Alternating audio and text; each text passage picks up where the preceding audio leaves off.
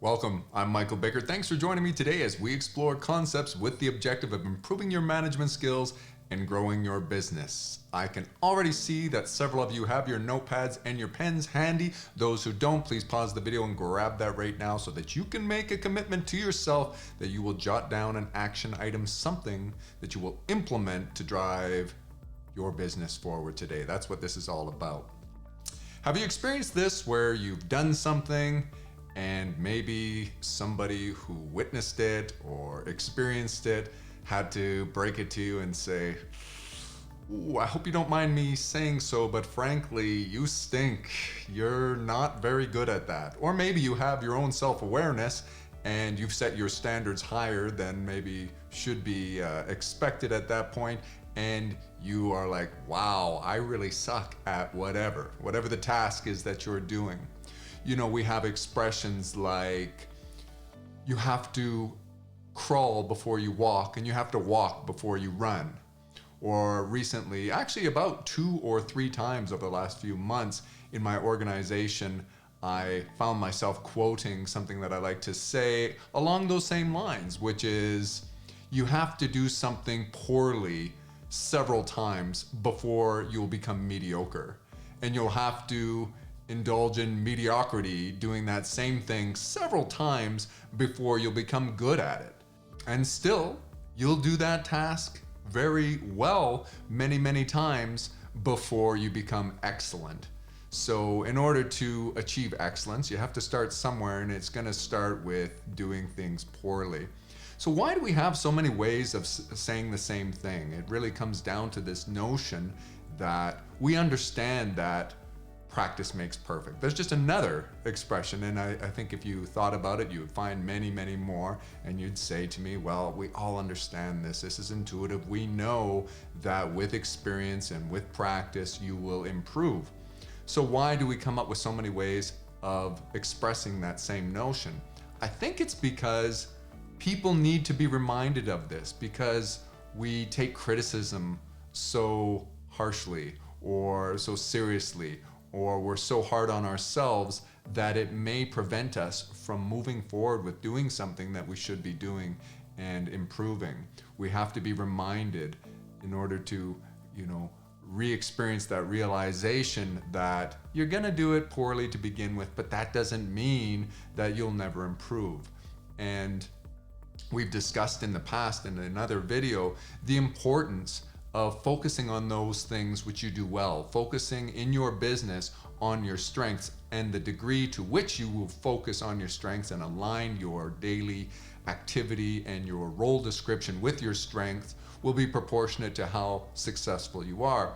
So I don't want to sound like I'm talking out both sides of my mouth here, because there are at least a couple of instances in which you will want to do things that are not your strengths. So the first one is, if you as your business owner, as your entrepreneur, as the manager, are responsible or fully accountable for something that no one else in your organization, none of your other stakeholders can do, and you can't figure out a way to do it, and it has to be done. So in those instances, you may need to just do it yourself. So even though it's not a strength, you are faced with the idea that, well, I need to, at least temporarily, I need to be the one to do this.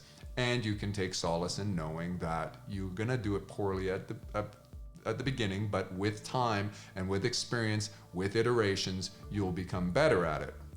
And in that instance, you may decide, no, I want to find somebody to add to my organization ultimately as my business grows, as I scale up, as my resources afford me the opportunity to do so. I'm going to get someone else who specializes in this, who has more experience, has a natural gift for this, to do that.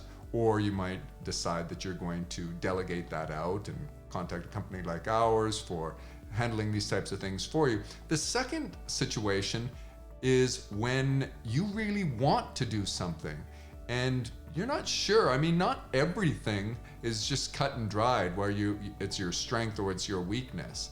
And especially the younger you are and the less self-awareness you have, you're not always sure about what your strengths and weaknesses are.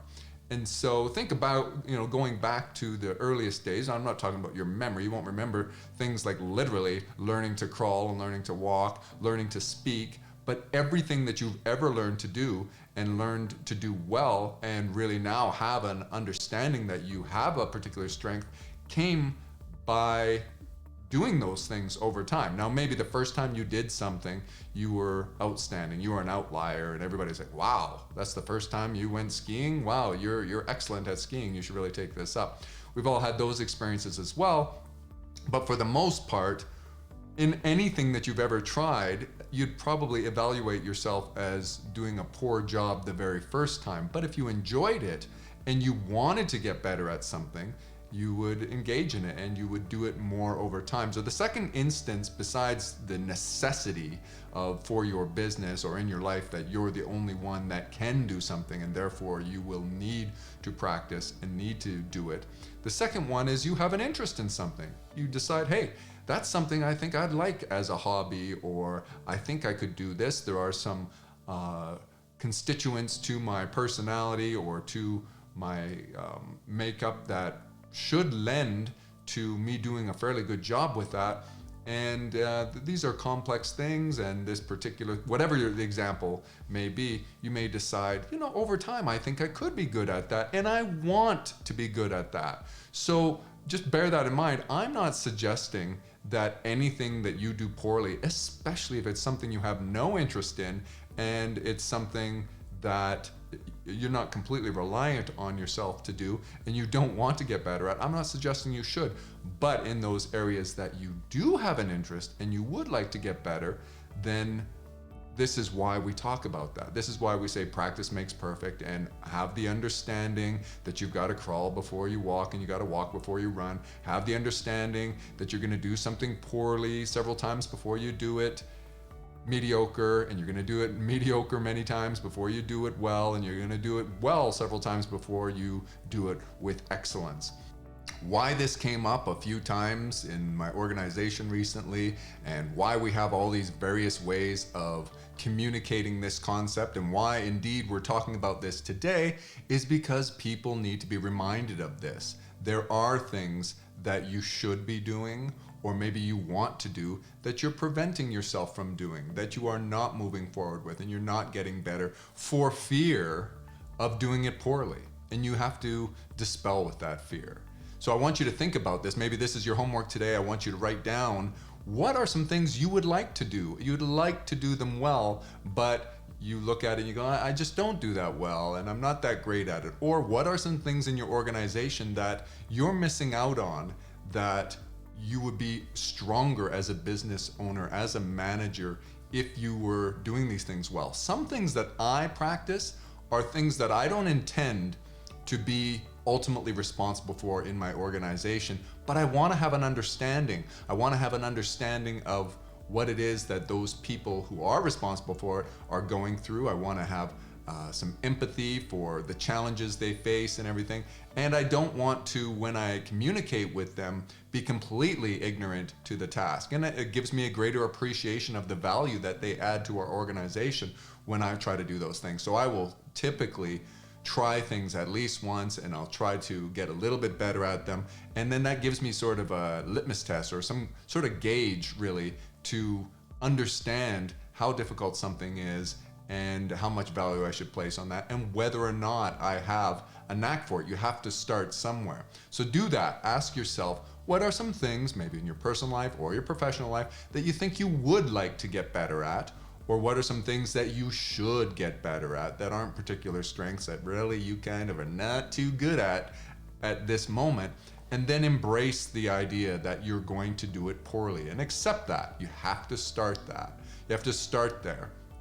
And then work on them, and just get started on it and decide that you're going to improve on these things. So an example might be like, maybe you're not the best with numbers and you want to do some financial projections, and you're like, oh boy, that just seems like a daunting task or whatever. And you decide you're going to sit down and realize it's not rocket science. You can work your way through this.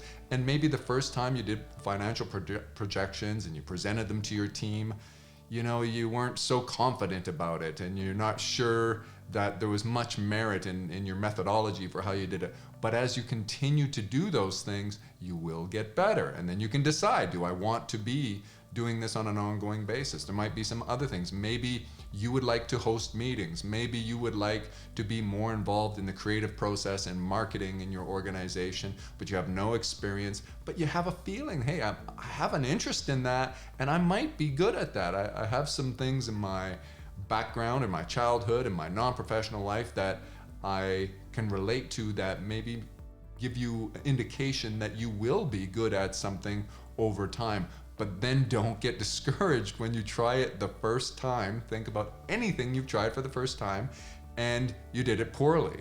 Ice skating is one of those things that is so enjoyable for those who are good at it. They love it, but it's terrible the first time you get out there. You can hurt yourself, and everything is like that, where you can either physically hurt yourself or you can emotionally hurt yourself. You can kind of do some damage to your ego trying something for the first time and realizing that you're just not good at it. But when you stick with it over time, you can get better at it. And I want to remind you, I do not endorse you trying to do this for things that are unnecessary and you're not interested and you have no desire to do these things. I'm only talking about those things that are incumbent upon you that you have to do because there's no one else who can do it in your organization, and it's an obligation, and your business will be stronger as a result of having it, and then later you can change that, or things that you have a genuine interest in. In either case, the idea behind today's discussion is you have to embrace the notion that you're going to do it poorly at first. Then you'll eventually get better. You'll become so-so at it. Then you'll become good at it, and to the degree that you stick with it, you can become excellent with it. Now, up to this point, I've been talking about this sort of from an introspection point of view, talking about to you in the first person about you doing something poorly before that you're going to do it well, and embracing the notion that you're going to do something poorly and eventually you'll get better at it. The other way I want you to utilize this concept in our discussion today to improve your management skills and grow your business is to acknowledge this with your people. So there may be some things in your organization that you do excellent and someone else in your organization doesn't do nearly as well as you. However, they have a great interest in doing it, or it's necessary for you to delegate it because there's other more important things that you need to work on. And so you put this on someone else's plate. Now I need you to embrace the concept in the third person where you're like, hey, you have to communicate this. You have shared this video with those people. When you've been delegating something to someone and they're like, oh, I'm not good at that, boss. I mean, I can't do it nearly as well as you can.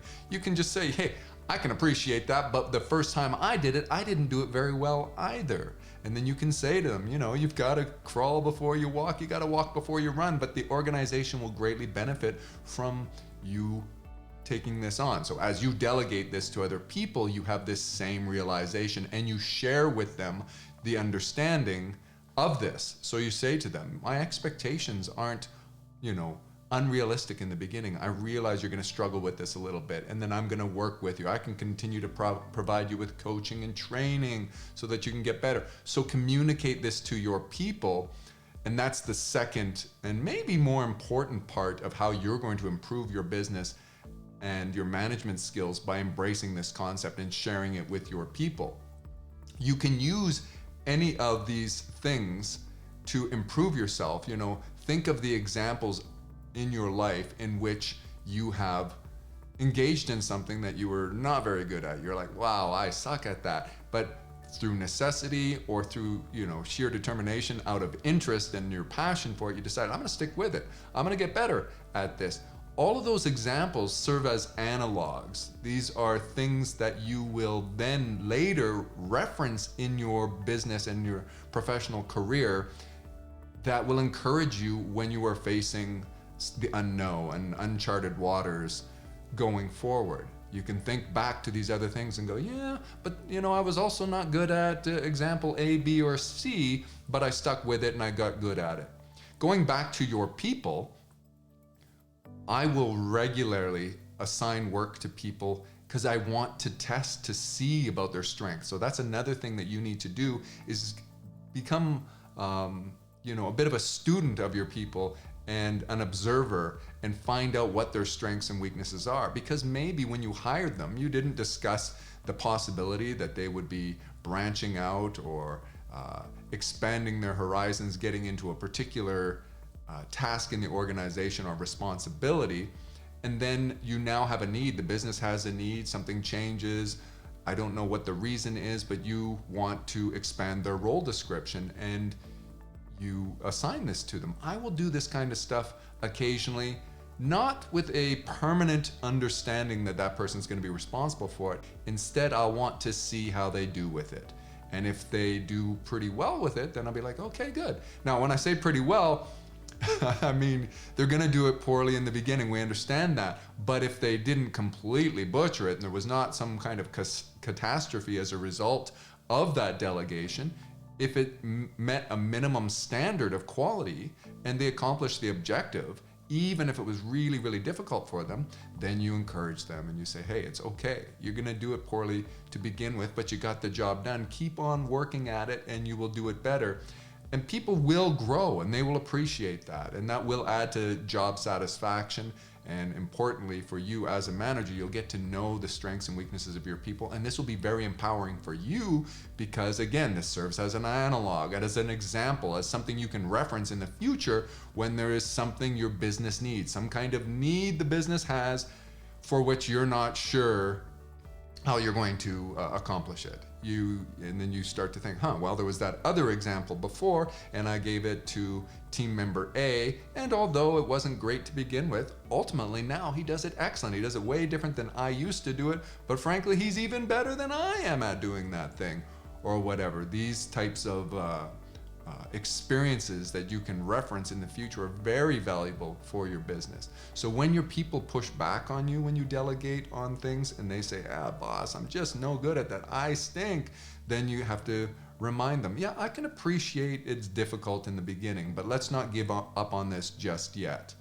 And see where it takes them and see how you can grow and continue to unload things off your plate so that you can focus on those things which are most important in your business.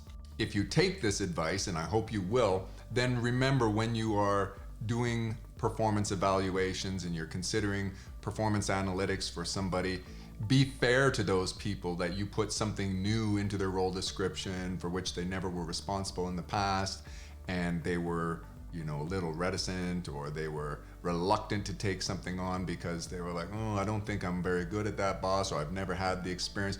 Be fair to them and make sure that the way that you evaluate them is fair so that, over time, it's okay later to say, well, this is on your report card and this is an expectation, but give them time before and make sure that your expectations are reasonable in the beginning and communicate that to them. Say to them, hey, I'm not going to beat up on you while you're learning this and everything, but it is important to the organization that you do well, that you do this well, and share with them why you think it is, besides the fact that it's maybe they're the only one, but why it is you think that they can excel at this. You can remind them, hey, practice makes perfect, and you will eventually be able to run with this, but right now you're going to be doing some crawling. Share with them why.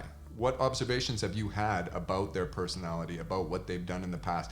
Give them some examples from the past that they can reference that you may have witnessed in your organization and observed that they got better with something over time, and that this is just more responsibility as a reward. This is something that you rely on them, and you're appreciative of their ability to help to drive the business forward by doing this, but be reasonable. So as we wrap up today, I think a good homework assignment for you would be to do this. Jot down something that you should be doing or would like to do, and jot down something that someone else in your organization might like to do or should do to take off of your plate or someone else's plate in the organization that'll make things more effective. Jot down those two things, one for yourself and one for some other stakeholder in your organization that they should be doing or would like to do, and then speak with the individual and commit to it and say, okay, over the next 30, 60, 90 days. It depends on the task. Maybe it's over this year. For the balance of this year, this is going to be your responsibility, and I'm going to take this on. And it's okay also if you want to do this with respect to something more personal in your personal life, or some kind of skill. And that's also good to do with your people, to develop your people. It would be fine to say to your person that it doesn't have to be something business related. Maybe the person wants to become a more proficient reader, or prolific writer, or whatever it is, and you say it's okay, you can write things that are enjoyable, you can read your own books or whatever, but I would like you to report back to me on how it's going, and hold one another accountable for getting better at that, and observe this. It's all about measurement and improvement. That's what this is all about. Improving your business, perpetually refining. I think that's where I'm going to leave it today, but please get back to me in the comments of the video section, or the comments section of the video, and let me know whether you have become really good at something that at one point you thought of yourself as being terrible, or whether you've experienced the exact opposite, where you tried to take something on and you then realized, boy, I didn't, my progress was so slow, it just became obvious this is not something that I should be spending my time on, and you delegated it or something like that. Leave a comment that we can all learn from, because we need to learn from one another. Perpetual refinement.